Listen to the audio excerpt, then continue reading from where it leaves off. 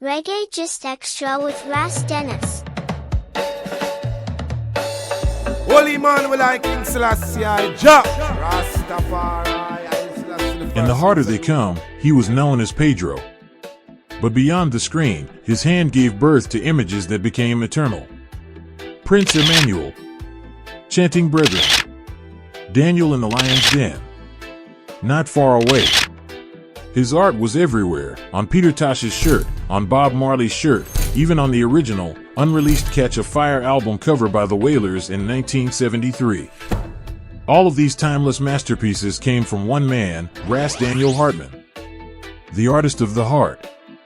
The visionary who carried Rastafari to the world. My name is Ras Dennis, and this is the untold story of Ras Daniel Heartman, here on Reggae Gist Xtra, your number one source for music, facts, and culture. Reggae Gist tribute to Ras Daniel Heartman, a prophet with a pencil.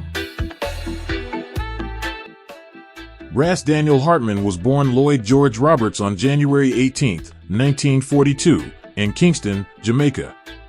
From his earliest years, it was clear this was no ordinary child. Where others saw paper, he saw possibility. Where others heard music, he felt movement.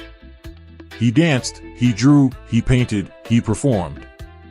Every gesture, every line, every step was a search for something greater. And though he was just a boy, the brilliance within him shone too brightly to be ignored. At 16, Daniel's life took a turn that would shape his destiny forever.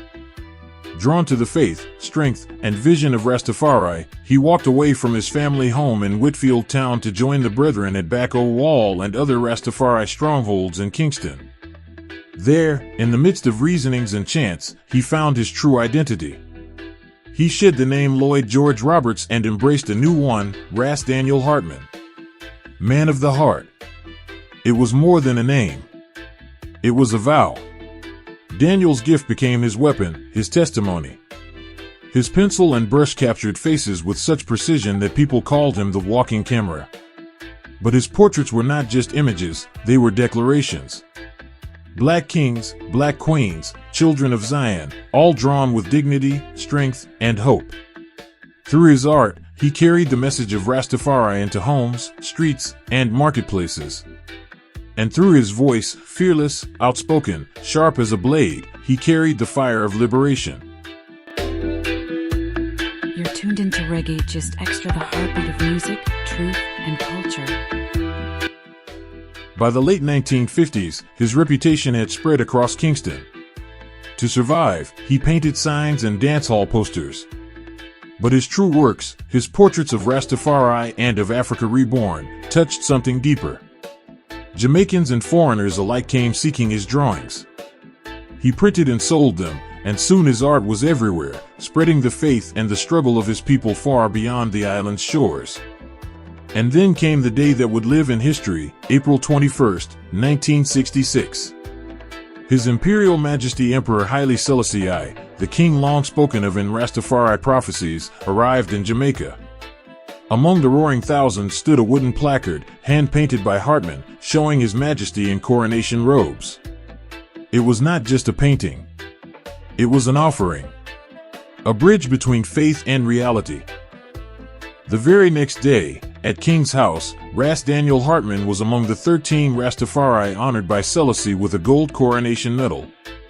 Heartman, in turn, placed in the Emperor's hands an oil portrait he had painted. And in that sacred exchange, history records the Emperor's words, "Well done, my son. Well done." For Daniel, those words were more than a blessing, they were confirmation that his art was divine service. But destiny was not finished with him. When Perry Henzell and Chris Blackwell prepared Jamaica's first full-length feature film, The Harder They Come, they sought authenticity. They sought fire. And they found it in Heartman. His charisma, his look, his spirit, it was as though the screen had been waiting for him.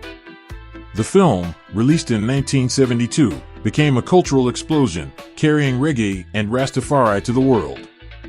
And Ras Daniel Heartman became the first Rastaman to be seen in global cinema. His face, his art, his presence, suddenly, they belonged not only to Jamaica, but to the world.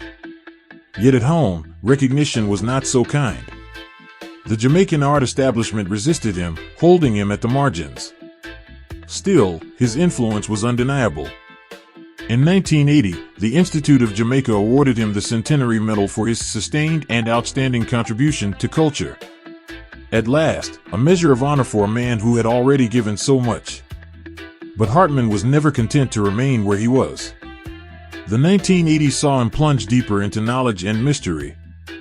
Metaphysics, astronomy, anatomy, Egyptology, he devoured it all.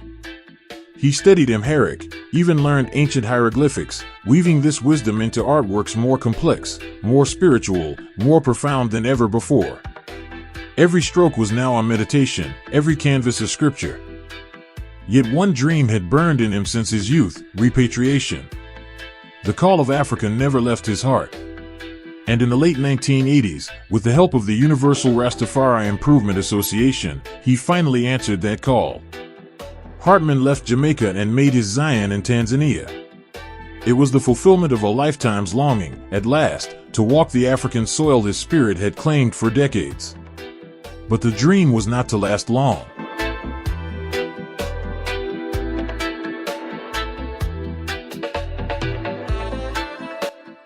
On May 31, 1990, only a year and 7 months after his repatriation, Ras Daniel Heartman transitioned to the ancestors.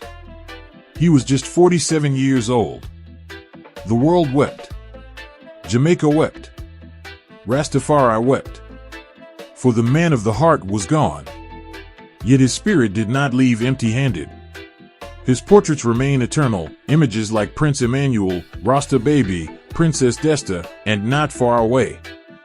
Works that still whisper, still roar, still carry the strength of a people rising. Ras Daniel Heartman was not simply an artist. He was a prophet with a pencil.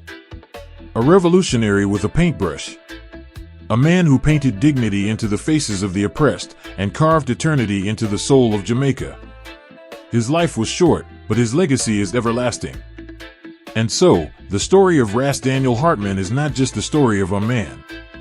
It is the story of art as resistance, of faith as freedom, of one man's heart beating so loudly that, even in death, the world can still hear it. Me I say bless, and no one can test. Mother culture rated as the best. Me always tune in at the gates to them bridging. Then this empress love the press bless. That's it for this episode of Ras Daniel Heartman, a prophet with a pencil, and thank you for watching. Don't forget to subscribe, give a thumbs up, and leave a positive comment in the section below, and I'll see you again very soon for another interesting video.